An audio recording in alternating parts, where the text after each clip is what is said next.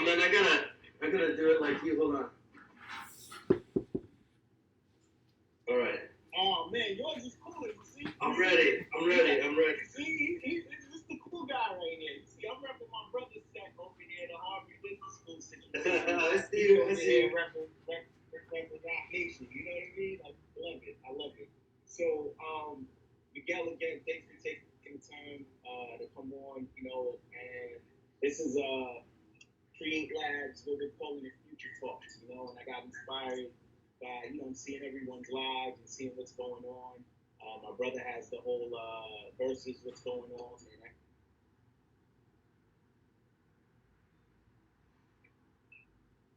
Silicon Valley or do something like that and let people get a peek that way. But this is the initiative of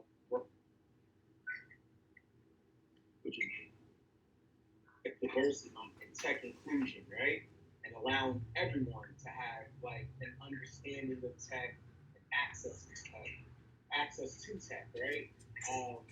And you being one of the early supporters of what we've done and what we're doing, is only fitting that you pop right in the mind. My Taurus president said, let me reach out to Miguel and get his insight, get his we're just gonna have a candid conversation about what's going on in the current state of culture, society, and then just letting people know first and foremost who you are, right? Like, I think that's really important. I think they saw your highlights. They probably looked online or looked on your page, your profile. But I want to get into who you are, your background. And I met a few years back. One of my buddies said, "Hey, you gotta meet this guy. He's a cool guy. He's also the CTO of New York City." And I was like, "CTO, yeah, the Chief Technology Officer of New York City." And I was like, "All right, cool. He's a cool dude. Then he's cool, And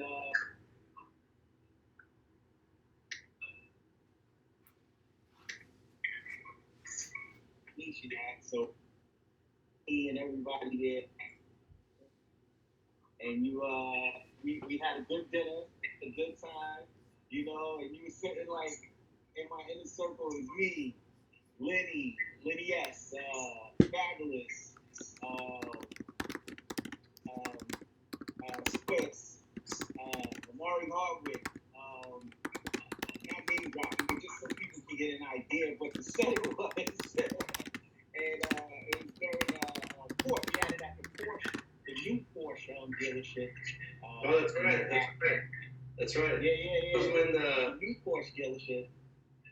That was when the competition popped off between Swiss started talking a bunch of smack, right? And didn't that kick off a little of that DJ vibe challenge shit was going on?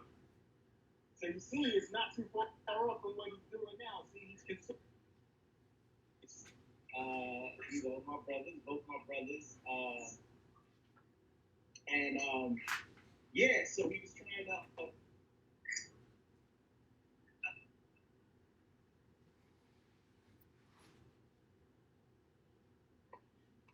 Yeah, and so Miguel and we met then, right? And we just kept a great rapport, and I got to know what you're doing as in the mayor's office of technology in Mockville, and how you're really going into communities and pushing technology and just helping the communities become better, for the betterment of the community.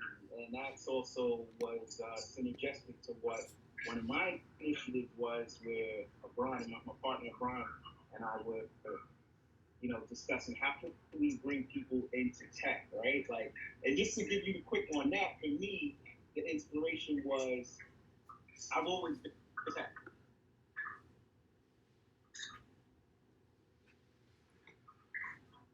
But tech for me was really like something that I thought was cool because of like superheroes, right?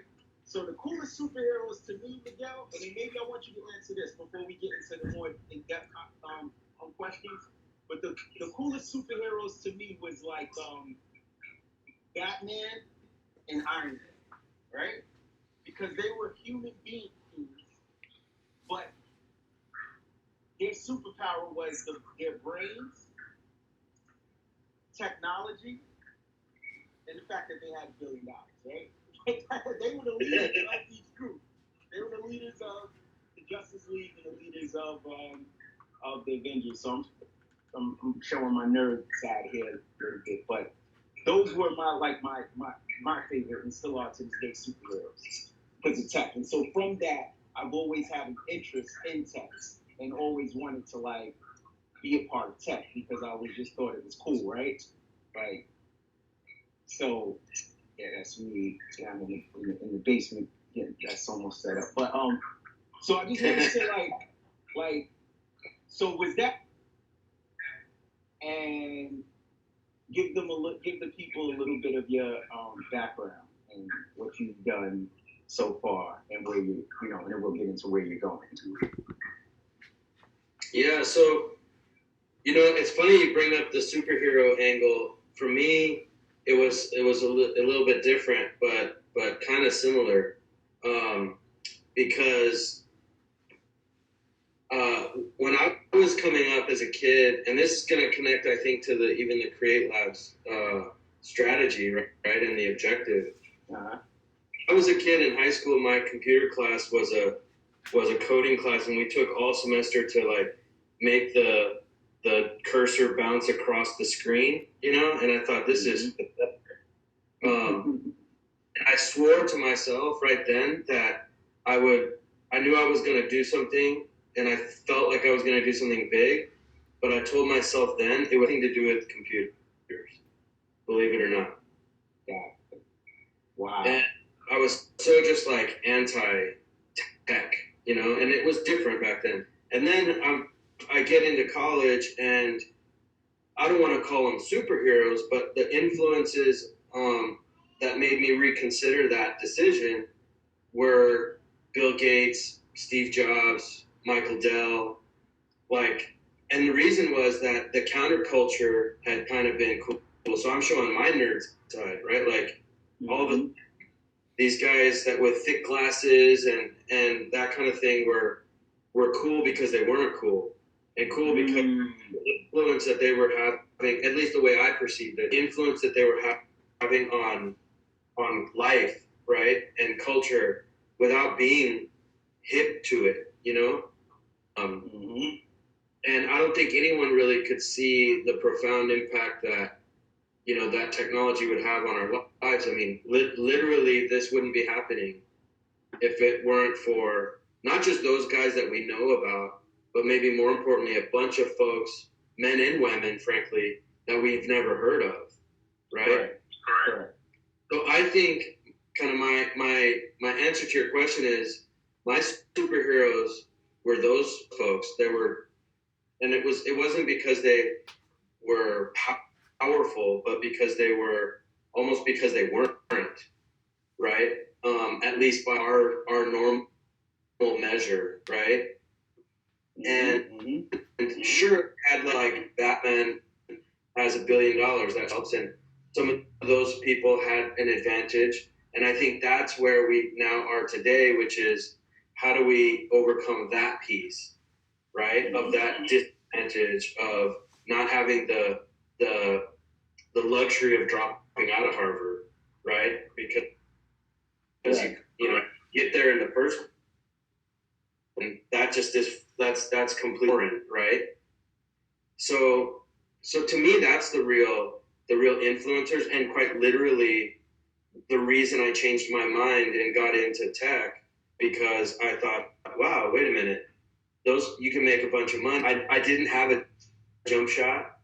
I don't have water, right? I played sports, and I was decent, but I was never gonna do anything with that. Being a business person was too conceptual and abstract like hold on to, like as a goal, right? Like what would it mean to want to be whereas if you want to be LeBron, like there's like what you got to do. You got to court and you got to practice your shot, right? What does it take to be a CEO is not as clear and as obvious, And so that was my ability to point at something. And so my first, I talk about businesses I started, and I never refer to the first one I actually started. So the stories you and I've talked about actually skip my very first company. I started with $1,000 and I was building computers and laptops. I thought I was going to be Michael Dell, right? But it was only because tangible. It was like, it was something I can go to this website. Not to interrupt you. Can you tell the people, if you don't mind, your ethnic background? Because I think that's important as well. I'm Irish Mexican. My mom's side's Irish, dad's side's Mexican. My grandfather immigrated from Mexico. I grew up in El Paso on the border. My grandparents were born and grew up in Juarez, and went from there all the way to. My grandfather went from there all the way to Chicago. Worked for the railroad his whole life. I love that background story, because that's something that I would think a lot of people from my audience that follow me and pay attention to us, the connectivity here that they can relate to. Yeah, I mean, but so I'll come back to that actually. Yeah. But the first step was like I needed something I could like put my hands on, and in El Paso there was no like Create Labs, there was no Grady Spivey, there was none of that, right? I don't even, to be honest with you, I don't even know how I saved up but I had $1,000. I went down to the Chamber of Commerce. I asked them how to set up a business. They gave me shit answers, and I figured it out somehow. And I started ordering parts, and I built a computer. I'm not like hyper technical. I didn't end up graduating with engineering, but I was but I had enough grit, right, to hustle. And that turned on my appetite for technology and the opportunity that it presented, And so that was really the beginning, and that's the beginning. It's not on my LinkedIn. No one knows about it. The company was called Phenom Technologies, of all things. Broke the news. I never talk about that with anybody, just because it was never a growth business. It was never one of my subs. No one would be impressed with that story or care about the fact that I built computers and then built networks and then left it behind, Don't get nervous, Miguel. My brother Swiss just joined in, so he's paying attention. Oh, there it is. Yeah. Swizzy, we were talking about it.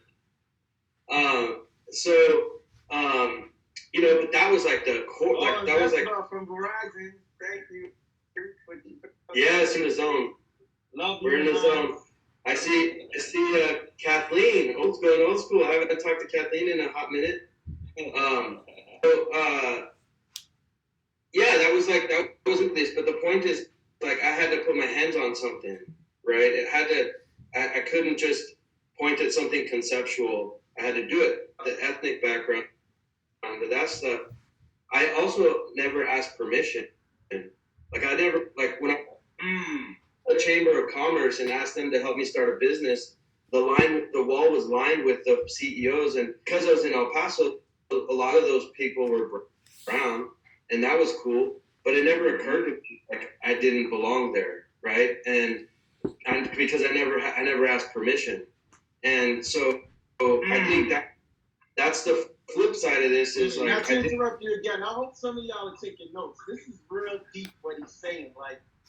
Me and Miguel never even spoke on this level. What he's saying right now is so important and so powerful for our people and for our culture to understand, and just people in general, but definitely people that feel they have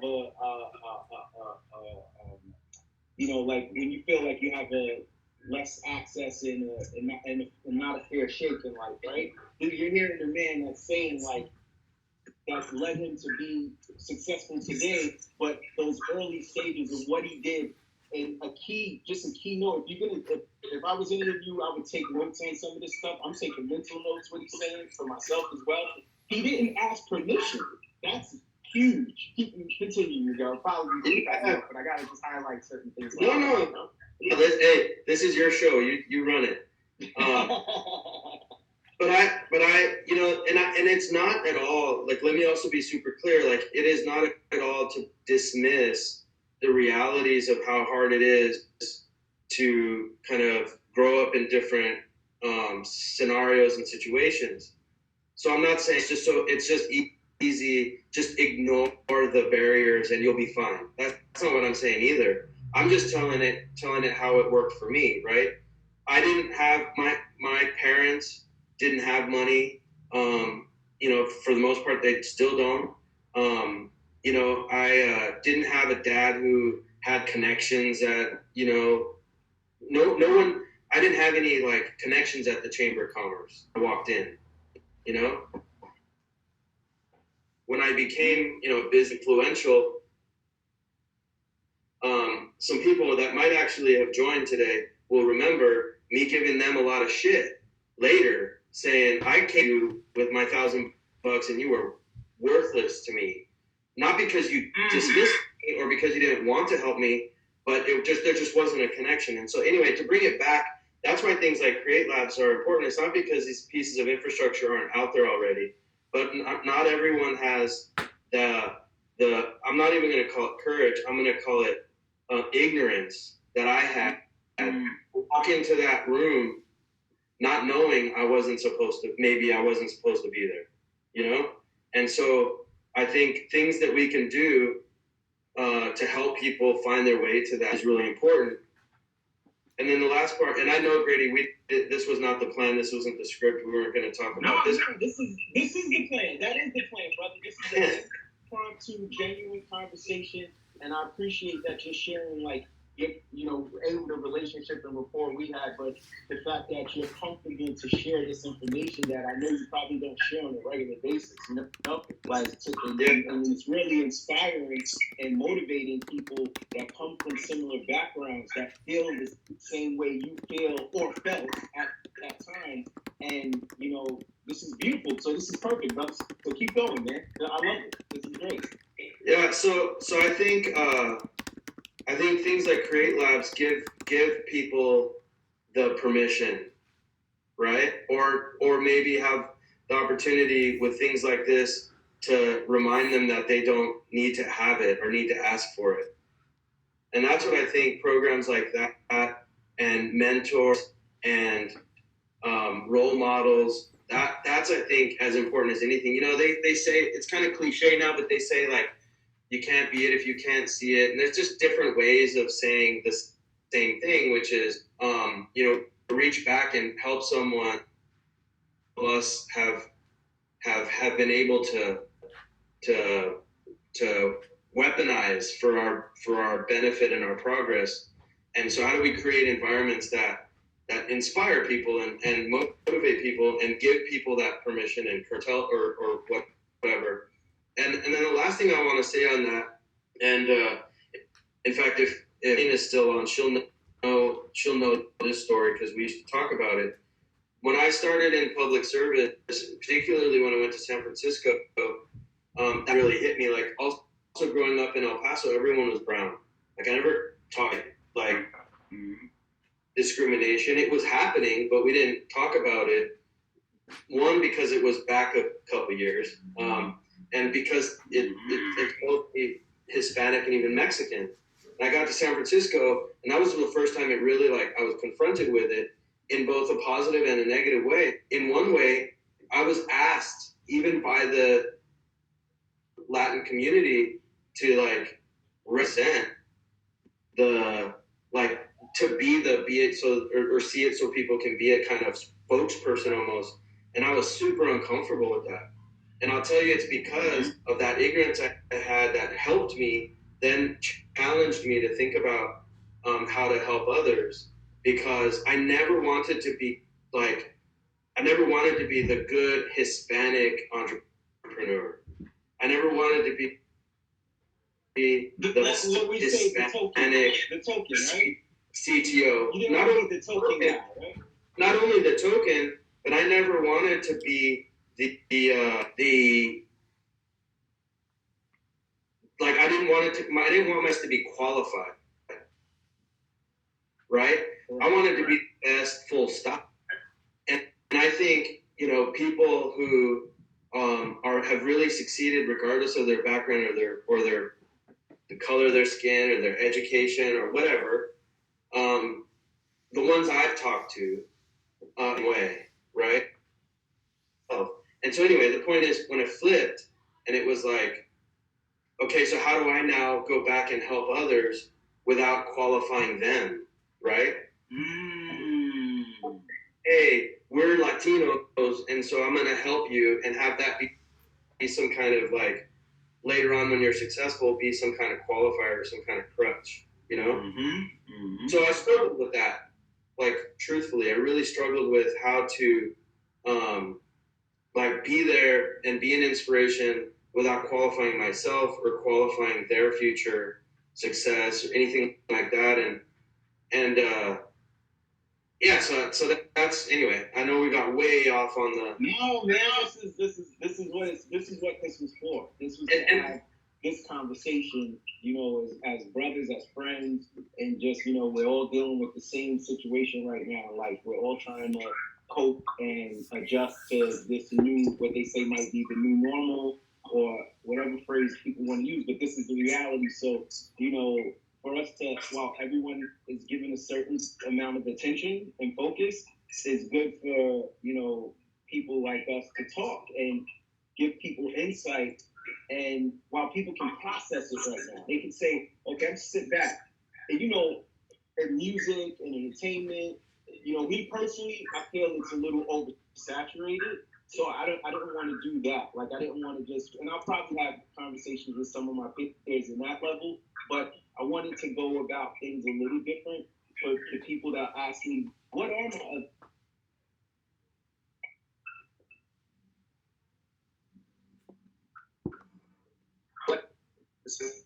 I can't hold bars. I don't got bars. I don't got a great jump shot. But guess what? I took $1,000 and you said it, you kept it as real as you possibly. You don't even know how you came about that $1,000. You just said the exact same thing. You know, you don't even know if it came about from the best means, let's put it that way. But you took that $1,000 and you bet on yourself and started building computers and went through the process. Now, did you know everything there was to know about building a computer? I highly doubt it, right? Not at all. I mean, the truth is, I knew you took that chance on your exactly, but you took that chance on yourself and said, I want to do that, and you didn't feel inferior. You didn't let your feelings sway you to the point where it would have changed your whole career path, right? Like, you said, no, I can do this and nothing's going to stop me from doing this, right? Like, why am I going to stop myself from going down this path just because it might not be the most popular path to go down, right? Like, you said, this is what I'm interested in. Ignorance. It was an interesting thing you said. You said my ignorance, you felt not more so as courage, but your ignorance made you say, who's to say I don't belong here? I don't know if I don't belong here or not, but I'm going to go here. I'm going to go to the Chamber of Commerce. I'm going to go to, you know, but I also think it might be a combination of both. And I don't want to sway to just ignorance. I think it's also courage, brother. I really think that's courage to just say, like, you know, I don't know where that is. Like, usually the fear is, we fear the unknown, right? Yeah. But that courage said, I'm going to go in that direction. I don't know what's behind that door. I don't know if I'm allowed in this room or not, but no one's going to kick me out, or that's the worst that can happen. You belong here, right? Yeah.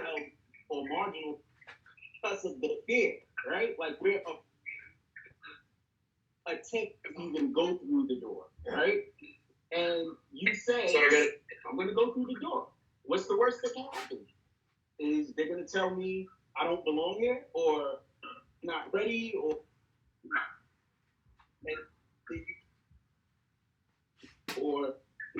you never know until you try. So that's just something that I think is pretty cool and amazing in your story that is really dope and inspirational. You know what I'm saying? So I think I love that you're sharing this like this.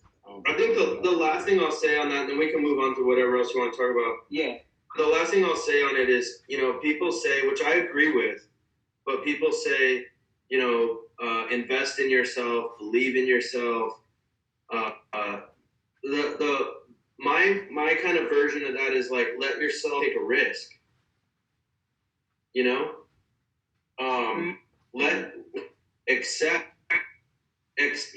For example, and I'll say this too. This is again, I'm talking all kinds of stuff that I don't usually talk about publicly.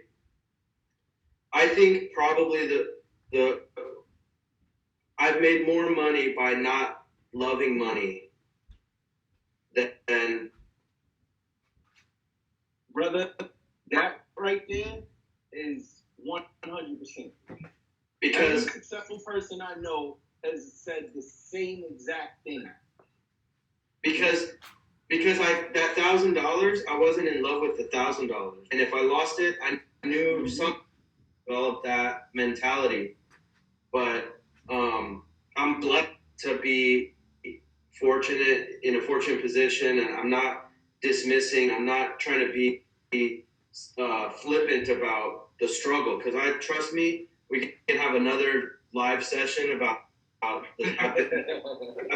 I felt the bottom of the bottom later. Like I went up and then I hit the bottom hard, and then myself off and came up again, which also taught me like it comes and it goes. Yep. I have no illusion that what I have today that I'll have it tomorrow. But I know I can win it back, and so that's also a true hustler, man. That's true hustle, man. Yeah. Listen, from the streets to the boardroom, every successful person I know that has been successful, they have that same mentality.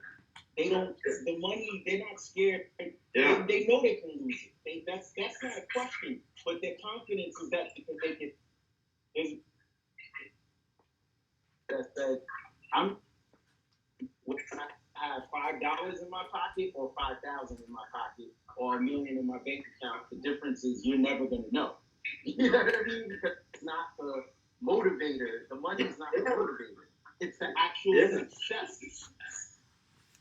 So I get it, brother. You're dropping serious. Money's not the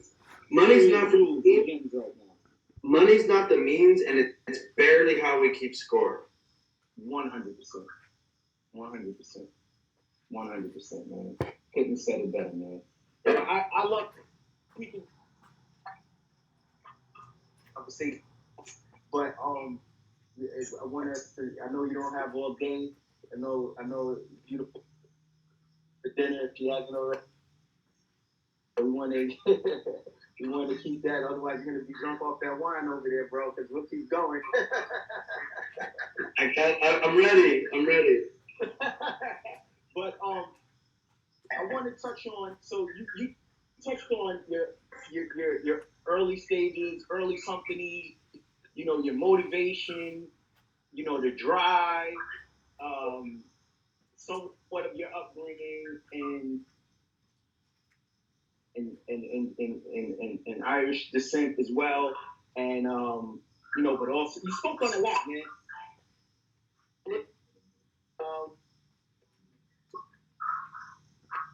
Not macro, but we want to touch on those highlights, right? So you from there, that leads to you becoming the CIO, right?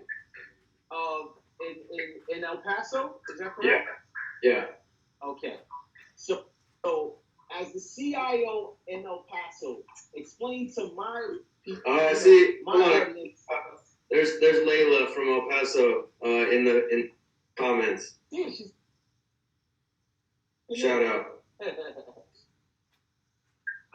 So, what is the CIO? For those that don't know, what does the CIO?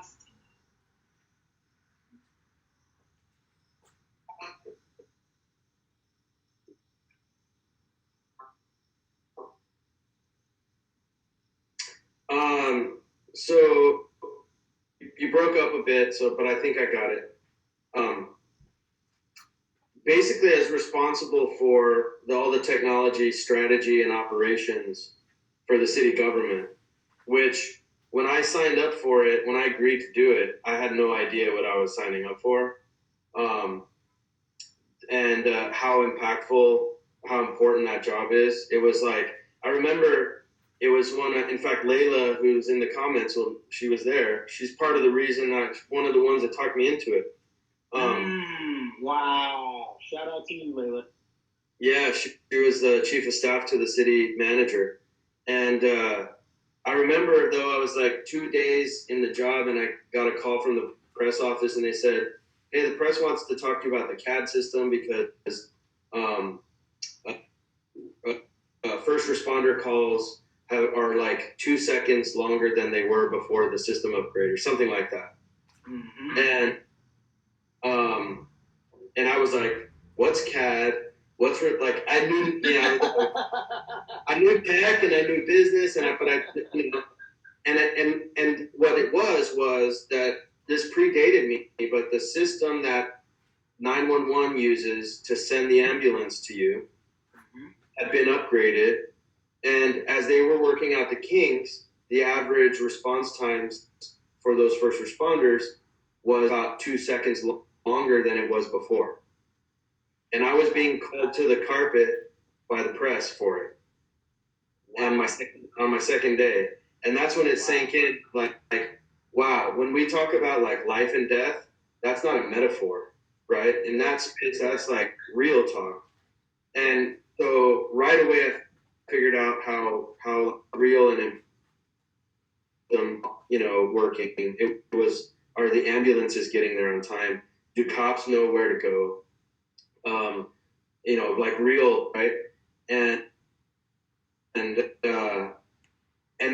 I grew a complete different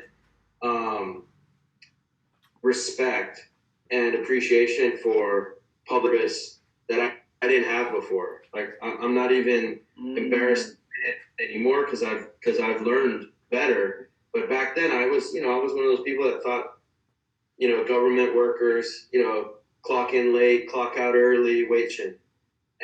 And yep. There's some of them, but more often I discovered how people were there for purpose. They were just as talented as anyone else. And the job that they were doing was more consequential and more important than most. Even those of us in the startup world that thought we were doing the things that mattered the most, I was wrong. And it hit me on day 2. Wow. That's deep insight, man. That's deep insight. So you went from El Paso and did your Valley traditionally, and then went back to El Paso? How was that process? In the startup days, I was back and forth. So we were founded in El Paso, both of them, but a lot of the business, the customers, the partners were in the Valley. So in those days, I lived in El Paso, but I was spending a lot of time in the Bay Area. So it was like my second kind of home area region, we'll call it. So then I went. Hustling you, just going like, yo, I gotta hustle, and I know all the tech is in Silicon Valley, so I'm going out. Yeah. Okay.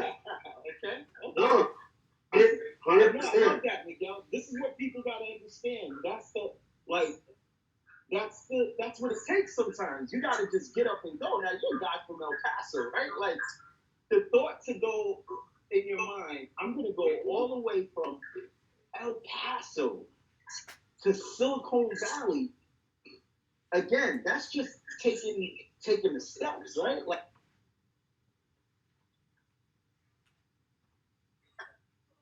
I know where I want in life, so all of the tech is in Silicon Valley. I gotta get there.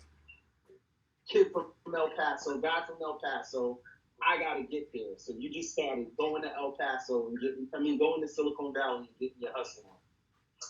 Yeah, what I will tell you though, like that there was 1,000 people that helped me. Like I also don't want to give anyone the illusion that I was just, so smart and so courageous that I went and, wrapped it all on my own.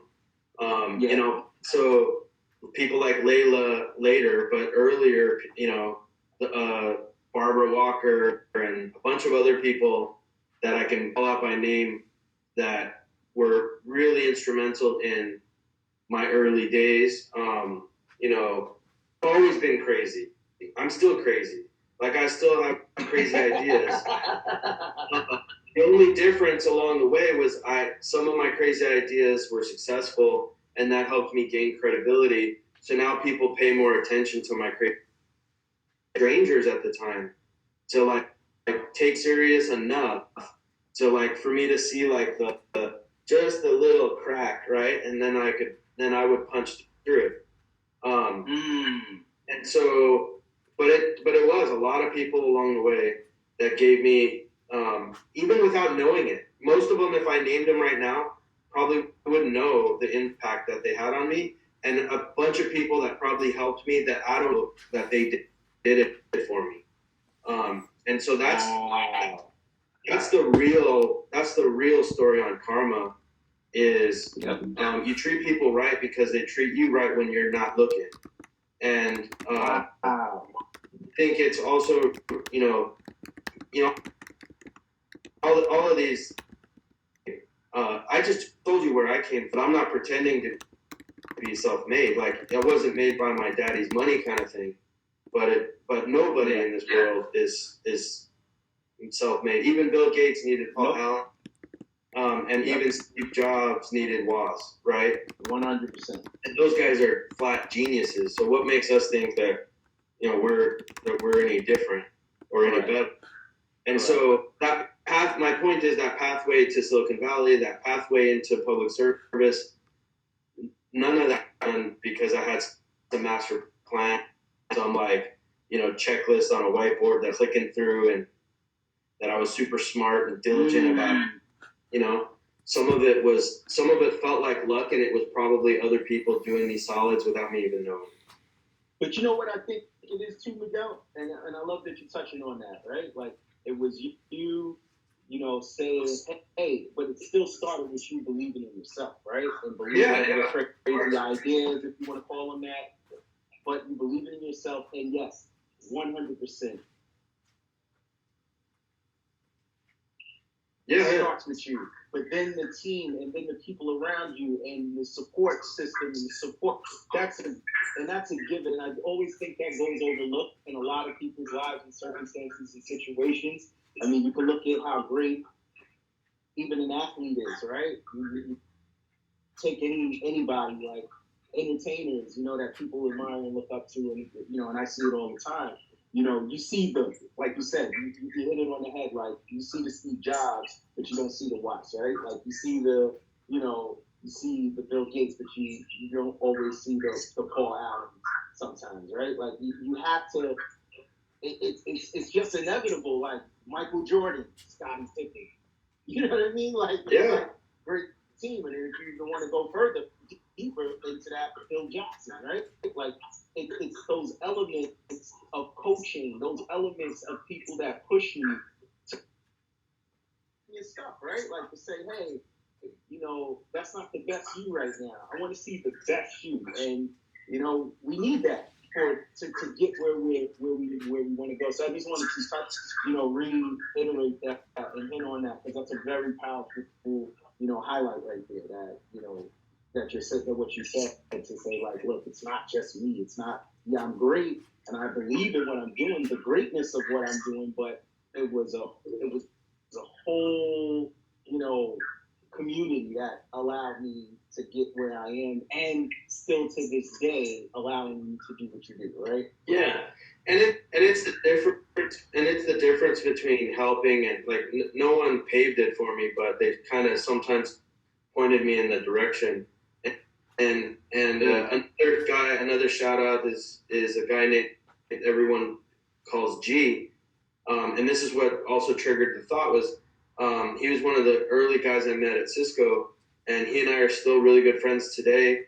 We have a Facebook group that he invited me to. And we literally had a reunion of sorts. So 10 years, 15 years ago, 12, 13 years ago, something like that, he was a big deal at Cisco, and they had a Latin like group outside of Cisco. And for whatever reason, again, probably people that vouched for me that I don't even know about, he invited me to be a speaker, to talk with him. I was doing some really kind of innovative stuff, I guess, with Cisco's gear, but I was nobody. I had no I had no resume, you know. But for whatever reason, he invited me to, and we did this. I was part of the group and did a presentation and whatnot. And I have the photo, and I'm not kidding you, man. So now I'm at Mastercard. I'm involved in the Latin BRG group in Mastercard, and I was thinking about, this is crazy how like the world works. I was thinking about asking him to come and do a fireside chat with me for our people. And I thought to myself, it was coming full circle, right? I'm not shitting you. That day I was like cleaning out some stuff here in my home office, and I found the flight. Wow. And he texted me a photo of the same thing. I'm not shitting you. As I found it, I texted him back a photo. It was crazy, like Cosmos shit, right? And so right there we agreed, and he came back and we did a fireside chat for the Mastercard version of that. Literally, and we put it on the slide behind us and stuff. It was literally like 15 years later. And the moral of that story was this element of, like, you don't know who's going to put you on the come up or when. Yep. And you don't know when you're going to be able to either thank them or reciprocate or whatever it is. And that's like the true meaning of doing good for good, not for a reward, right? And it comes when it's supposed to. It comes how it's supposed to. And I'm not one of those like a believer in fate or any of those things. I think karma is magical. I think it's intentional. I think you do good things for good people, and when other person about you, they're more inclined to say good things about you, and that's gonna open. It's math, man. It's not magic. It's math. You know, you treat people good, they'll treat you back, and then it happens. You know, so that's how I think it helped me, and I've tried really hard to be conscious of paying it back and paying it forward. You do it, brother. You know, to be totally transparent here, it was, our first official, even with Create Lab, just the idea, our first official like partnership with on a major level was with Marco, you know. So and that was through you. So you've done it with us with Create Labs, and I mean, there's probably so many other people you've done that with. Man, and you know, I appreciate that. I want to say that first and foremost. But yeah, that's why I'm like, even to right now, I'm like, hey, Miguel, we gotta do this, man. We gotta let the people know who you are, what you've done. Like, you know, I just feel it's my responsibility to give people another option.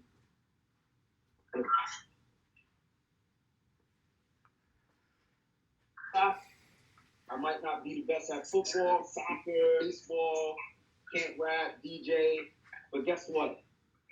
I'm gonna try my shot at building a computer.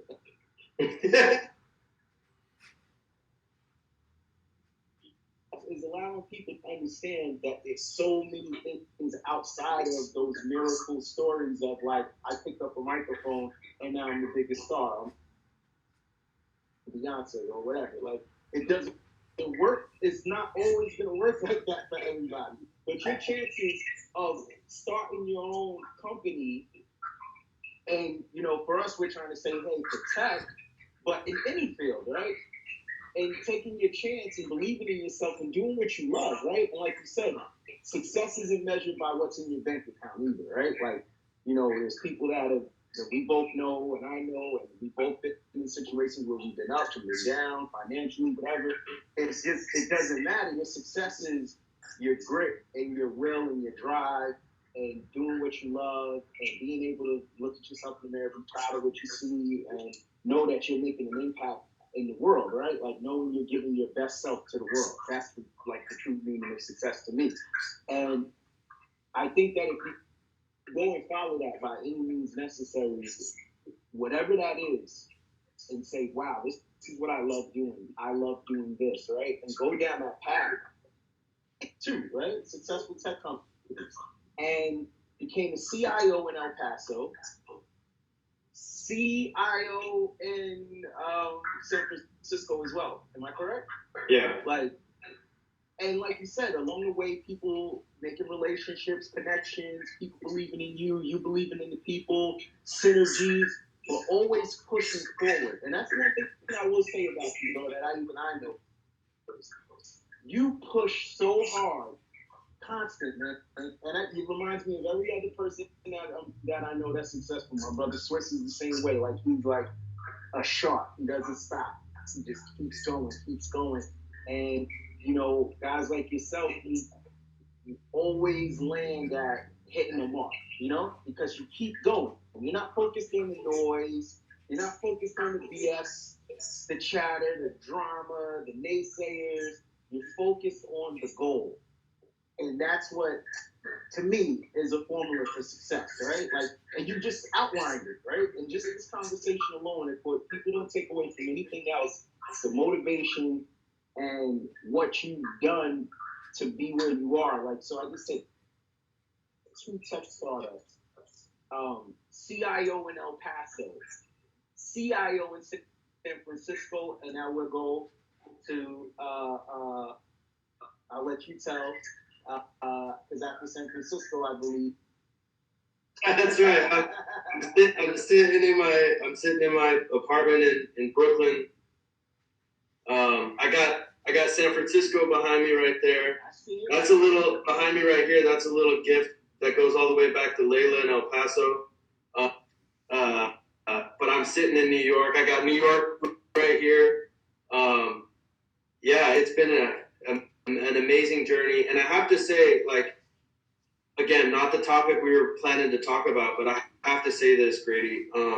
Talking about like people who helped me on the come up.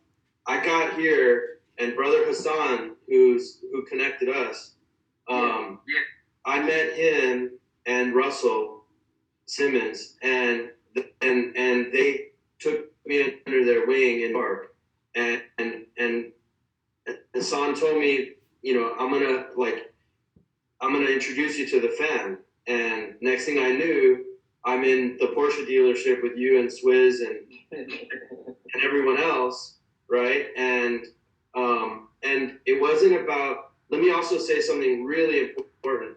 It wasn't about like hanging out with celebrities. It was what you just said was everything I love about it. It's like the guy makes mad beats and I love it. Like, I'm not gonna lie, I fucking love it, right? But what I really love is I can sit across the table with who's gonna make me like push me harder than I can push myself, right? And I just want to be. I love the opportunity that you all have given me to get to know people who are great at whatever they do, right? Lenny, like all these guys that, again, they're like the Paul Allens of the world, right? But they're critical to the success that we all see people achieve. And so just being around other successful people like that, regardless of their craft, is a drug to me, man. Like, I remember, I don't know if I'm supposed to tell this story out loud so you can be mad at me. But one time you invited me into the studio with Swizz, and we didn't even get, like, I forget what happened, but we didn't even get in, like, he stopped the music, and we were just talking about, like, societal stuff, and he let me challenge him, and you let me challenge you, and you guys challenged me back, and I left the studio with a high, and we didn't even play track, right? And so actively can do nothing else. Let's do that, right? Like, let's challenge each other. Let's challenge ourselves. Let's invite other people into in this conversation. But let's be less exclusive on status and a little more exclusive on ambition or whatever. Right. You know what I mean? Like, what the hell do I? Again, I got no bars. I got no time in your time to have me there, because we all grew, even if it was just a little bit. We all grew a little bit right there.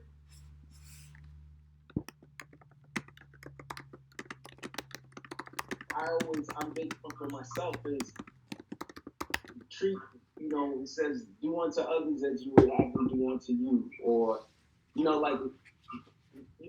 just treat people how you want to be treated, right? Like, so one thing I don't like is marginalization, right? Like, don't marginalize me.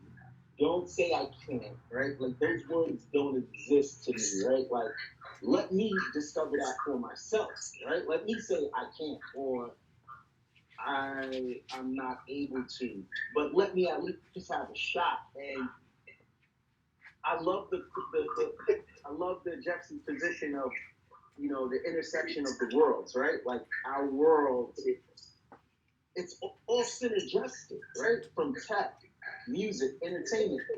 Let me break it down right here. You happen in the urban communities. Hip hop. Yeah, 100%. Hip hop is tech. Yeah.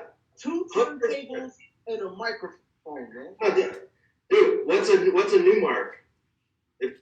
I mean, come on, like 2 turntables and a microphone, man.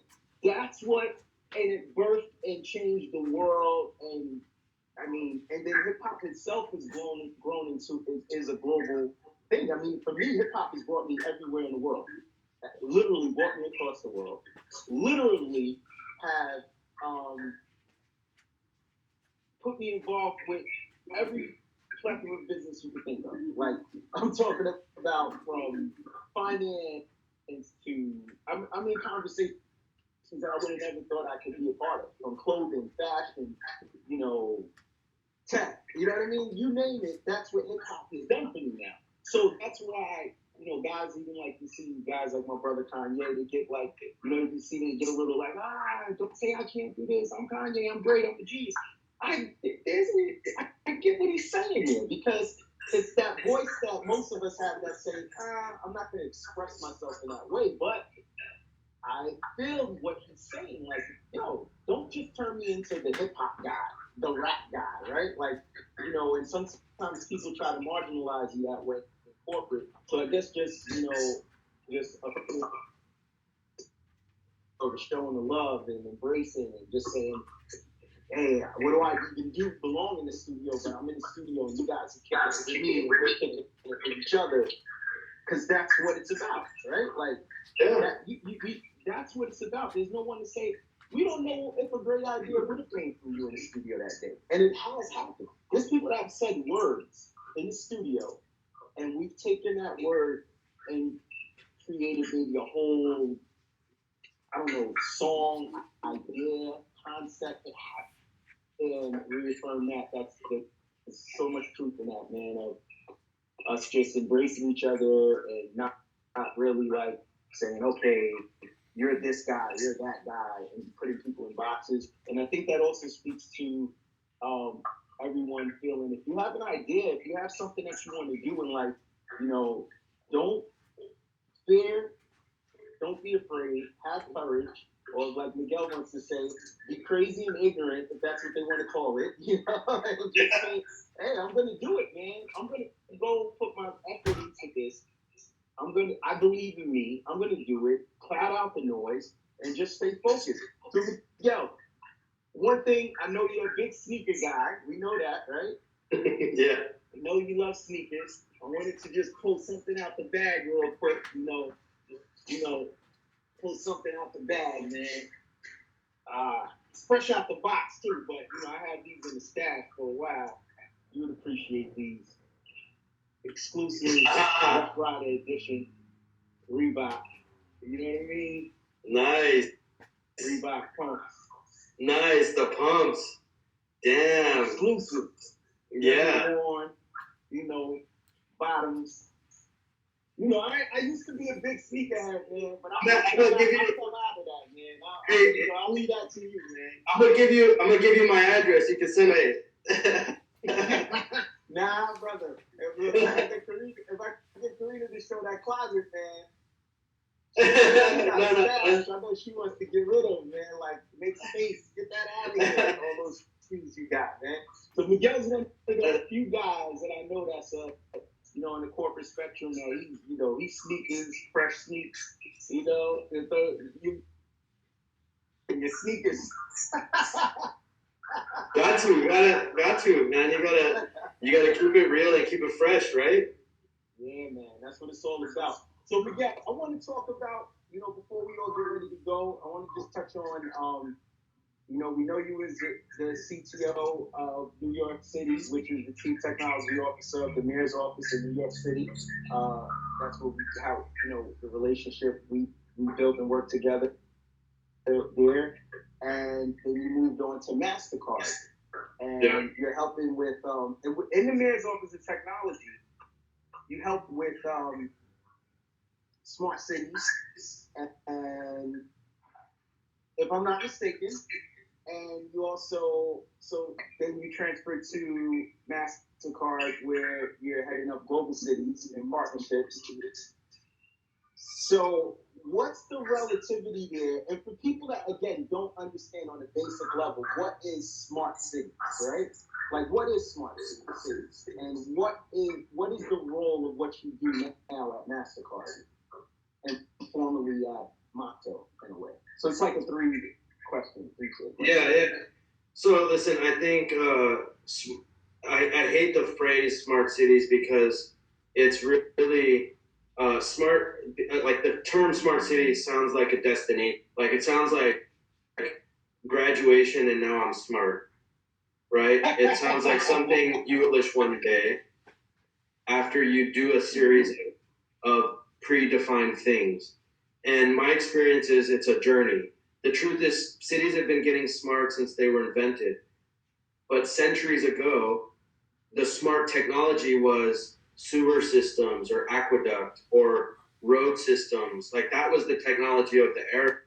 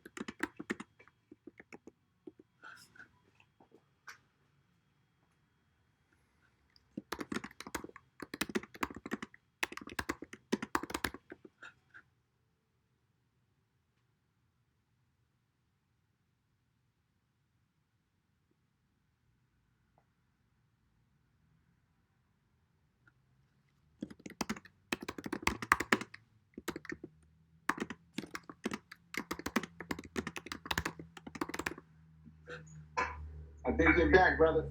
Yo. With that. Man, this is so dope. We said it was only going to be like 20, 30 minutes max, and we went over an hour. Instagram kicked us out.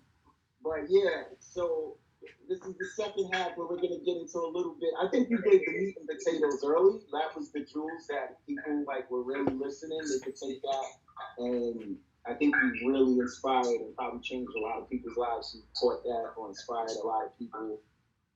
But we're gonna go into now some of the, what other people I think were really interested in as well is like, smart cities and, how does that work and what is that? And I think you were on a roll. You were saying, you don't like to call it smart cities per se. You think it's a little dated term, but that's where we left off. I'll let you get back to elaborating on that. Yeah.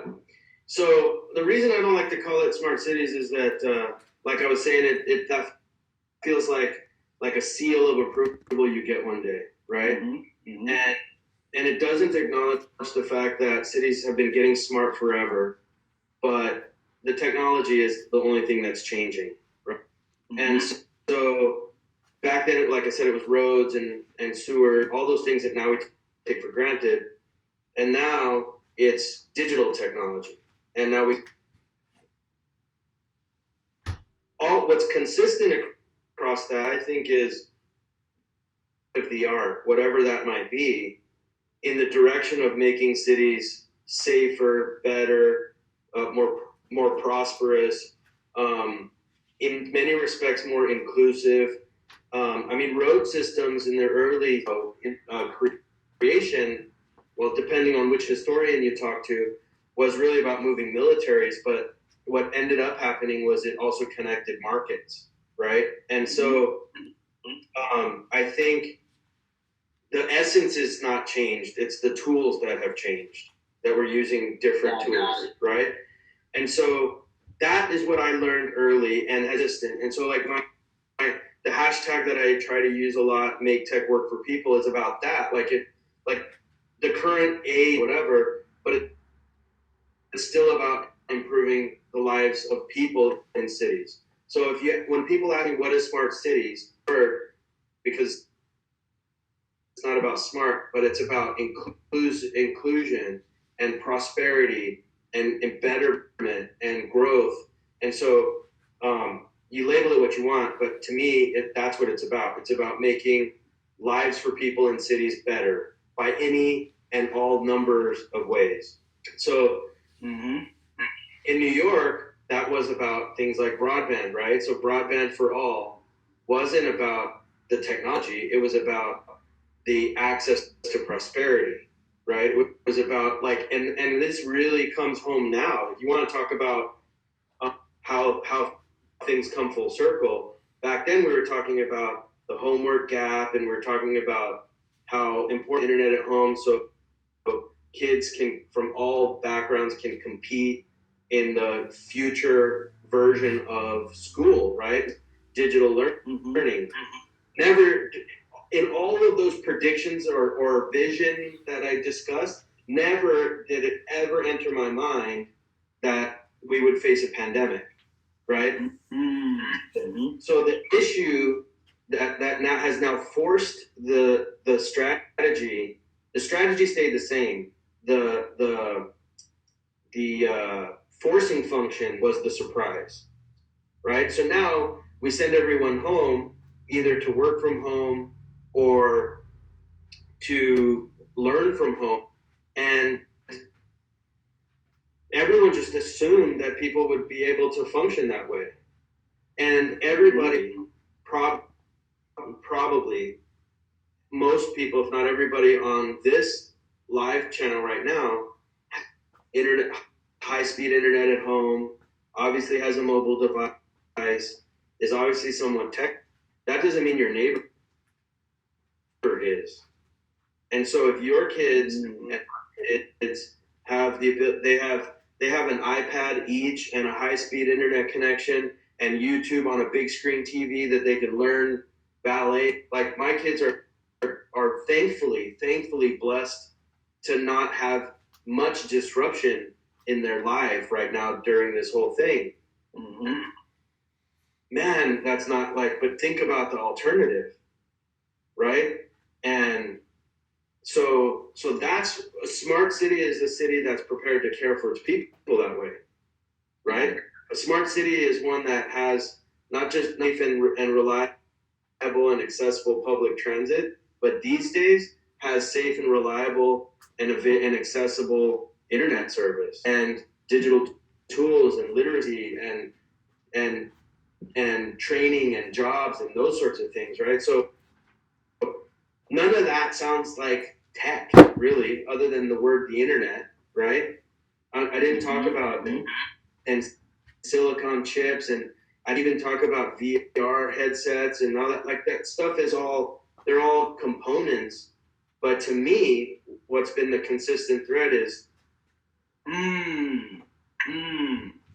That's deep. I just like anything that has a little rhyme to it. I love it because it sticks in people's heads. But when it has that conundrum to it, like thriving cities, not just surviving cities. I love it, man.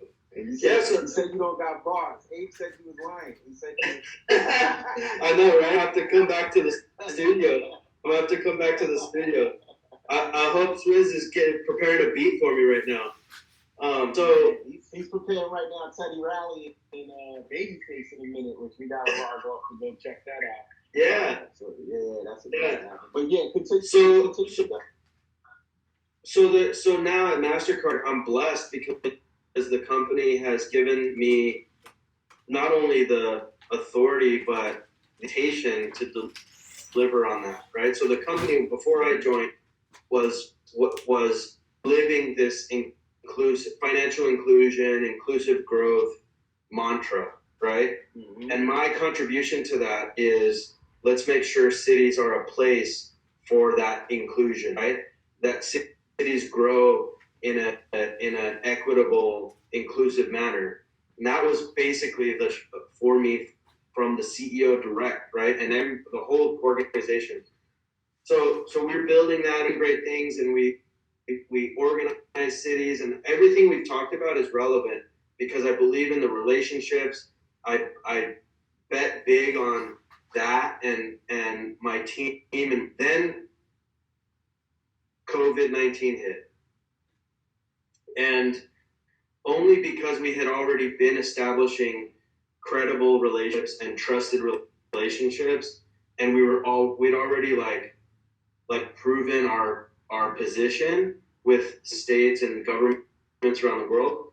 They didn't look us up in the yellow pages for the help government department at Mastercard. They picked up the text because we were already brothers and sisters, right? In this mission, we just didn't expect this particular enemy, right?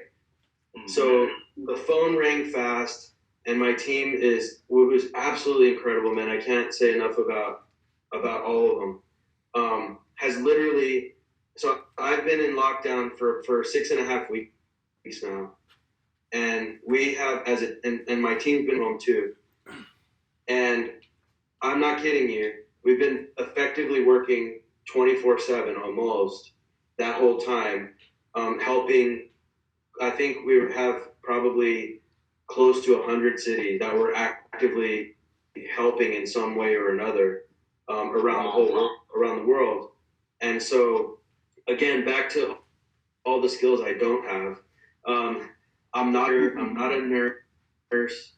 I'm not equipped to go out on the front line in that fashion. And so, again, I didn't ask permission. I'm leaning on my ignorance to assume that I do have a contribution to make, as what it is. And so we launched something in LA called LA Love, the Angelino card. Actually, some of your friends and Swizz's friends are supporters of that in the background. And we helped the mayor's office in 8 days. We put together the platform to accept donations and make distributions to people in the family source centers. 3,300 families in the family source centers are getting money, and we, from what I call from the text to the podium, from the text I got asking if we could help, they didn't and a partner called Accelerator for America, a guy named Rick Jacobs, another one of those people who is responsible for our collective success, and whether he knows it or not. But from that, announcing the program at the podium was 8 days. And you don't move that fast without it, and you don't move that fast without established trust. And today people have it just a little bit better because we stayed up extra nights, we worked on a couple of weekends, and in the grand scheme of things, you know, I'm still in my comfortable apartment in Brooklyn with my family, you know, 5 feet away, right? I'm not suffering because I'm a little tired. Mm-hmm. But as a result, we've put real help in real people pocket who needed it. And now we're scaling that around the world. And so when you say you put, for the people that needed it, you put actual capital into their pockets? Not my money, my technology, and my partner's technology. Got it. You can, this isn't a plug, but this is just a fact. Yeah. You can text LA Love to 21,000. It will text you back with a link. You can make a donation to the program. That simple. Through a partner of ours called Good World. That money goes into the LA Mayor's Fund, distributes it on cards, on Angelino card that they have given to 33, or they are in the process of giving to families in LA. It's just it's that streamlined, it's that simple. Wow. And this is a part of Mastercard technology as well? Yeah. This is City Possible at Mastercard. This is LA is a member of City Possible, is a partner of ours before COVID, and we mobilized internally people around this effort, and it's delivering. And now other cities have called us asking for that program to be replicated in their cities, and they've asked for it. I can't go to a hospital and help anybody, but those are my skills, right? And I didn't wait for someone to ask me. I found a way to apply those skills to this situation, and I bet you, I'm willing to bet this bottle of wine that everyone on this video. That's the one.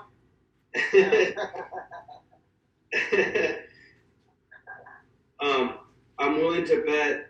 What's up, Albert Lepe? I'm willing to bet that everyone on this stream has something that's useful and valuable. And so sometimes that's just doing like what you're doing right here and connecting people and giving people an outlet and a connection when they need it.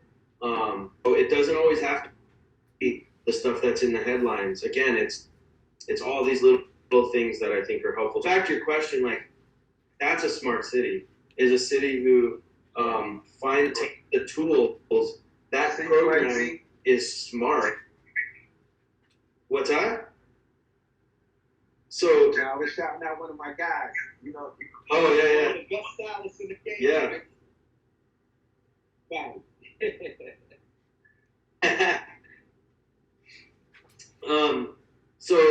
But the point is, like, you know, that's a smart city project, even though there's no sensor, and, you know, because they used technology to solve a problem that helps people thrive. And that's why I told that story, because that's evidence of of the definition that I gave. I love it. That's amazing. And I think, like, you know, a lot of people again, and that's the whole point of Create Labs. That's the whole point of, you know, you're like a Create Labs ambassador in your own right, little do you know, because of who you are, what you do, and what you've done, right? Like, you're all about basically using technology to empower and help make us more efficient and help the people, right? Like, so that's what Create Labs wants to do, but there has to be, for us, we understand there's a disconnect, right? Like, there's a disconnect from what's reality and what's, you know, something you see in the TV. Like there's added steps that have to happen for things to be implemented, right? And on a city level, government level, and all intertwines. And I think you have that down. And you know, I just gotta commend you, Miguel, on all the work you're doing, man. All that you've done and continue to do. That's great and amazing work. But we want to continue to educate the people, and in a very hate to say common way or layman's way, and fly over their head sometimes. And for example, and I just want to touch on it briefly. Just in I know from with the work at Mockville, it was a small component. Was it a major component?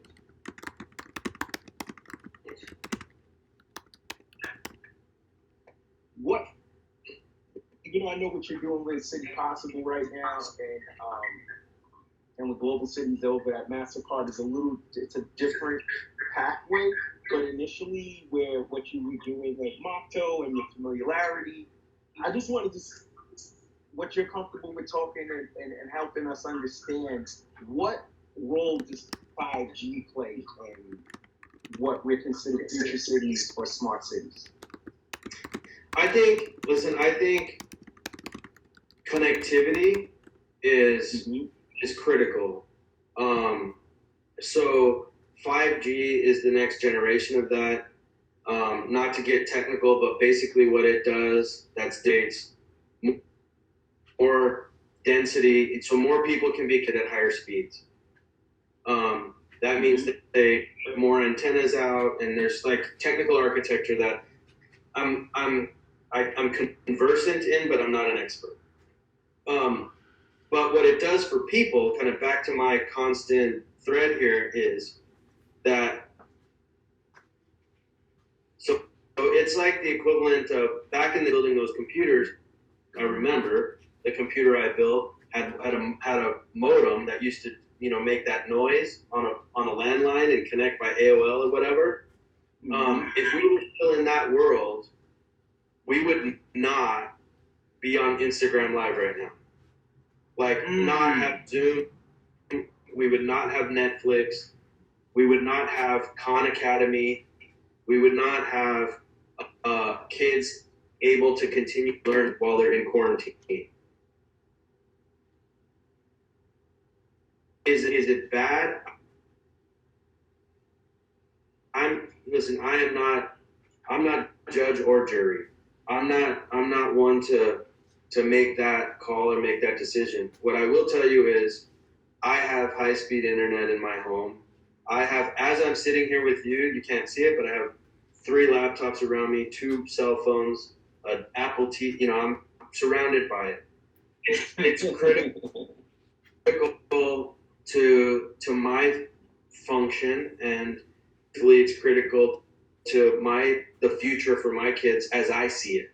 Now, I don't know the science. That's the part I don't even want to get into because I'm not qualified, nor do I even have an opinion on the theories of impact on, on health and that sort of thing. But what I do know from an economic health and a prosperity perspective, at least today, good, bad, or indifferent, it's neighborhoods that have access to connectivity are going to generate more prosperity than neighborhoods that don't. That's not that. To be super clear, that's Miguel Gamino as a human individual who's relatively well versed in technology. That's my personal belief. I do think that we should be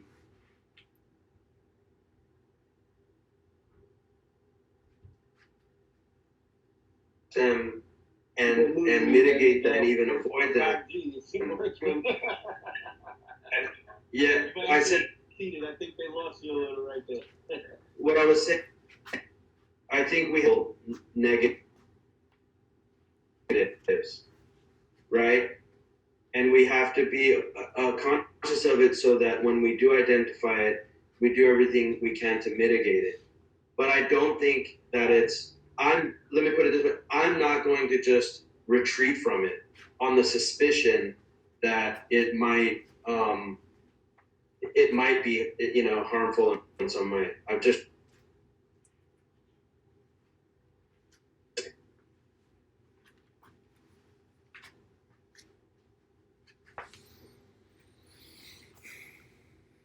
You went in and out, but for the most part, I got what you said. Are you hearing? Am I going out in and out as well?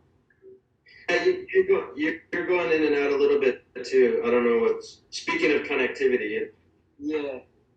I know. I said the same thing. I was like, I don't think our 5G is in sync with us right now. But yeah. I think we're back. I mean, I got 4 bars, so I don't know what's going on. But I think for the most part, you hit it on the head, right? You said that we have to mitigate whatever. But also from your understanding and what the work that you're doing and what we all do, right? You're not running away from it, right? Like it's our reality, right? It's here. Everyone wants some technology faster, quicker. Everyone wants to be able to do more with technology. We want to be able to stream. We want to be able to watch movies on our phones. We want to be able to do FaceTime like what we're doing now, right? Like, it's just not really going to happen with other networks from the predecessors, right? Like, it's just not going to happen. Well, it's even the future that we don't even know yet. That's what I'm saying, right? So back when we had out John Monopoly's in the house. That's Kanye's manager, legend right there. He makes a lot of things happen. Yeah. My point is that, like, back in the AOL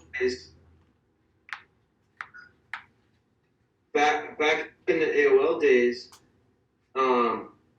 that was good for the blessings of email or whatever, right? Like, what I'm saying is like that was necessary to maintain, support things like Instagram, support things like Netflix, but most importantly, I think also support things like Khan Academy and online learning and things like that, right?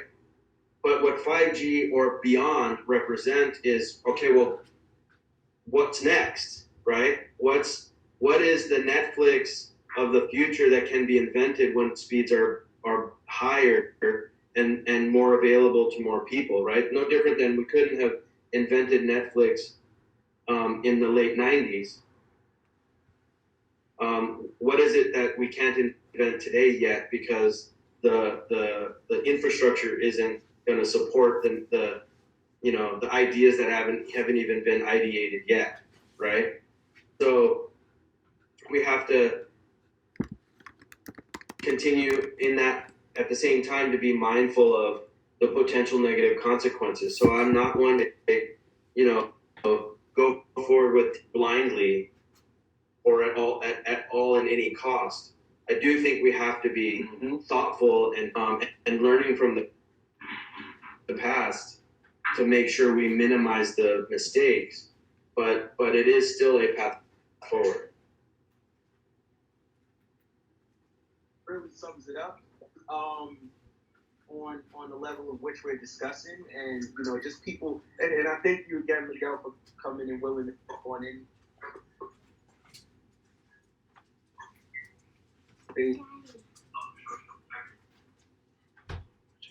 In your own right, like that was one component of cities, and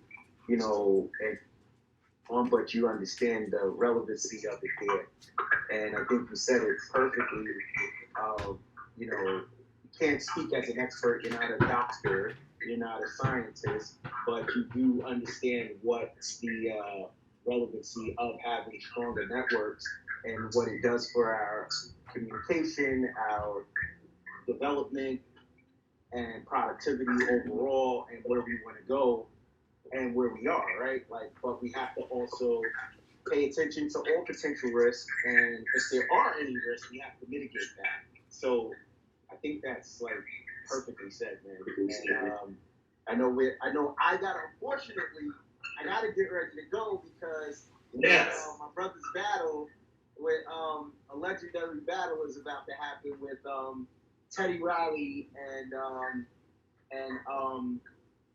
Babyface, which, for my generation, you know what I'm saying, that's gonna be a little entertaining New Jack Swing era, I love it, and so I gotta go get ready to check that out. That's 9 o'clock, so that's literally 2 minutes from right now. But Miguel, we could win another.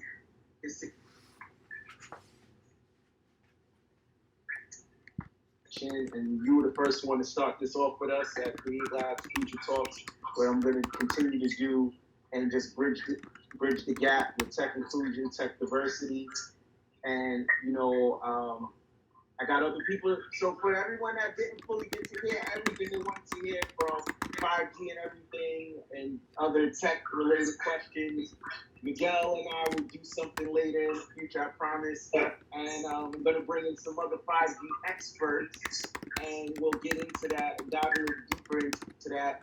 But Miguel, thank you, man. Thank Karina. Thank you, beautiful, beautiful kids, for giving you away for us for a few minutes, for this time you do have when you're not focusing on all this smart cities work, global cities work that you're doing. I know it's the time that you get to spend with your family, but thank you for giving the time giving more of yourself to the people and to us. So I really appreciate it, brother. Always a pleasure, man. Long overdue once we're out of this quarantine and go get a cigar and drink some wine and, can't take it for granted now, brother. Now we're going to go lay down some bars in the studio. Now you got me all excited for my... We got to go in the studio. We got to go do some bars. We got to get you. Abe already called you out, man. He said, man. He said, what did you say? You said, you already set a bar that I can't remember right now, but you said it. Like, I see you, Miguel. I see you over there, brother. But yeah, man, Taurus, happy birthday, Taurus, my Taurus brother. And yes, sir. Celebrate the birthdays. I'll call you real soon, brother. Love, peace, and blessings to the family. I'll see you on the battle if you got time to check it out. That's right. Yeah. Perfect. Right. Thank you, brother. Appreciate you. Anything you want to say, Miguel? Anything you want to say? Oh, man. No, that's it.